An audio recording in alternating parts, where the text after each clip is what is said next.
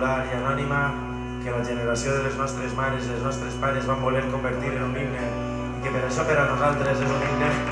per popular, per tradicional i per anònima, però el més important perquè ho volem així a la Buixaranga, doncs sí.